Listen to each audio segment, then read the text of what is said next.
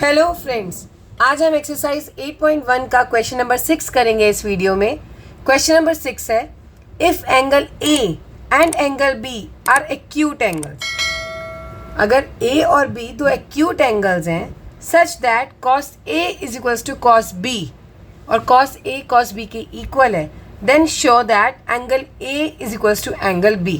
तो उनके एंगल्स भी इक्वल होंगे, आपको ये प्रूफ करना है। तो हमारा एक राइट ट्राइंगल है, इसमें हमें ये पता है कि ए और बी दोनों एक्यूट एंगल्स हैं, तो ये ए होगा, ये बी होगा, तो ये सी होगा।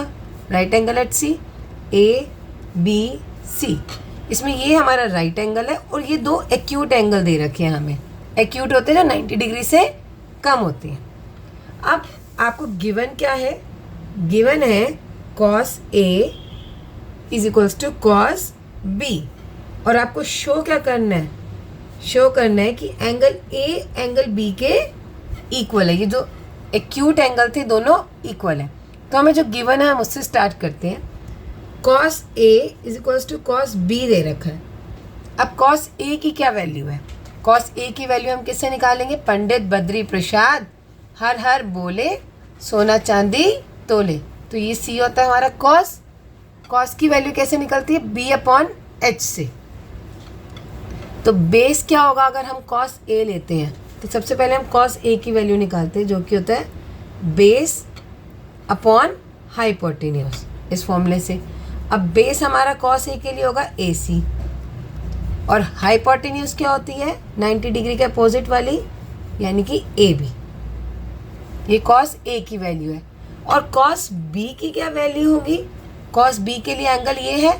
अब जब एंगल ये है तो हमारा कौन सा बेस हो जाएगा इसमें? B C. तो इस समय हमारा बेस हो गया बी सी, और हाइपोटेन्यूज हमारी सेम ही रहती है, वो रहेगी ए बी। अब cos A is equals to cos B दे रखा है, तो कॉस ए की वैल्यू लिख दो। क्या निकाली थी हमने? A C upon A B. और कॉस बी की वैल्यू क्या निकाली है आपने? B C upon A B. तो यहाँ पर हम देख रहे हैं कि ए बी से ए बी कैंसिल हो गया जब ये क्रॉस मल्टीप्लाई करेंगे, तो बचा क्या? A C is equals to B C. ये वाली साइड और ये साइड इक्वल है। अगर ये दो साइड्स इक्वल हैं तो हमने एक थ्योरम पढ़ी थी कि अगर साइड्स इक्वल होती है तो उसके अपोजिट एंगल्स भी इक्वल होते हैं। तो ए सी के अपोजिट एंगल कौन सा आ रहा है? B, angle B. और बी सी के अपोजिट एंगल आ रहा है एंगल ए। और हमें यही प्रूफ करना था कि एंगल ए एंगल बी के इक्वल है। तो यहाँ रीज़न लिख देंगे, angles opposite to equal sides are equal। तो हमने प्रूफ कर दिया angle A is equals to angle B। आपको cos A और cos B की वैल्यू निकालनी है। बस जब ध्यान रखेंगे cos A ले रहे हैं तो A ले रहे हैं तो आपका बेस ये वाला होगा, और अगर B ले रहे हैं तो बेस ये हो जाएगा। और दोनों की वैल्यूज अगर हम इक्वल रखते हैं तो हमारे पास प्रूफ हो गया कि एंगल ए एंगल बी के इक्वल है। ये था एक्सरसाइज 8.1 का क्वेश्चन नंबर 6।